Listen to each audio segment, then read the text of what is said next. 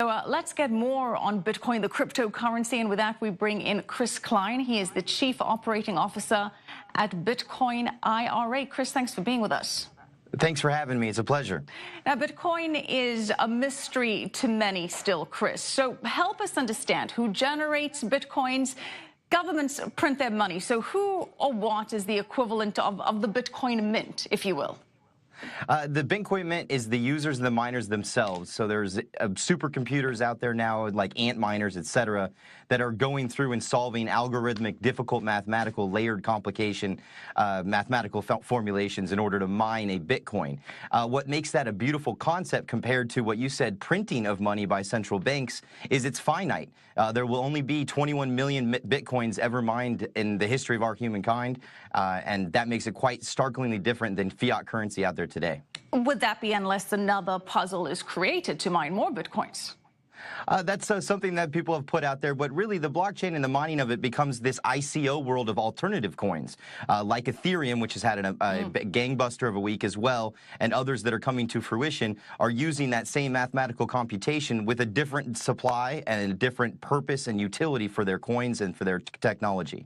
Chris, let's go back to this mining process. Okay, so we understand it's a puzzle, and if you solve it, you get rewarded. But who exactly is compiling the puzzle, and then who decides how much the puzzle is worth, if you will? Well, the users, again, drive the demand of the use of that. So at one point in time, just 7 years ago, somebody used a Bitcoin to buy a pizza. And today, as you said, it broke almost to 2,800 and then fell back 300 and is settled nicely, I think, when I left the office, around $2,400 today. And so that price is driven by the supply and demand of that particular product.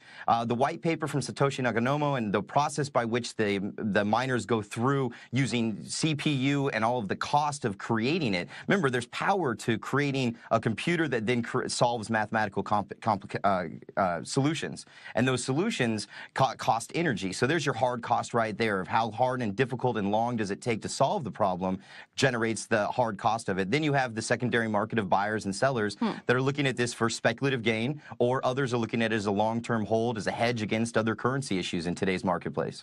So, Chris, I get that this is consensus-driven. We're all buying into it, therefore it's worth something. But the US dollar, it's backed by the full faith and credit of the US government. What is backing Bitcoin other than this consensus? Is there any intrinsic value here?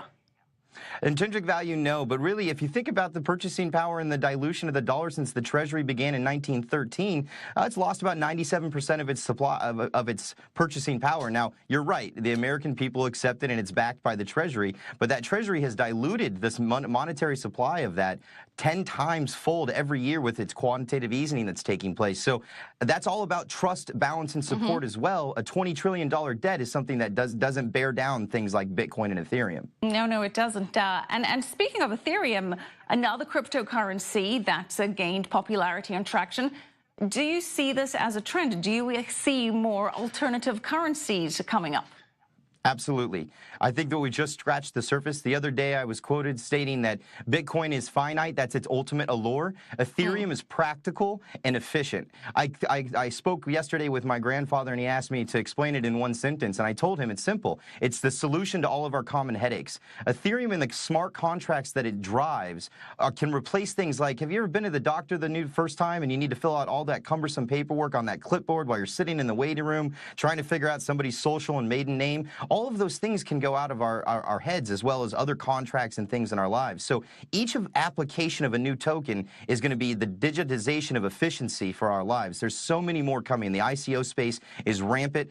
There's new things with Litecoin, Dash, and others. And each time they get vetted and they start getting the right amount of market cap, that's where you really start to see things take off. 86 new companies joined the Ethereum Alliance on Monday at the consensus that CoinDesk held in New York City. That's a very exciting time, and not just small, big ones like Microsoft and Deloitte, but other just, Japanese, Mitsubishi, across the board. This is an international concept. Ethereum and Bitcoin are going to be accepted by major countries. Japan has made it a legal currency. Australia is removing the double taxation. A massive movement towards mainstream adoption is occurring right now.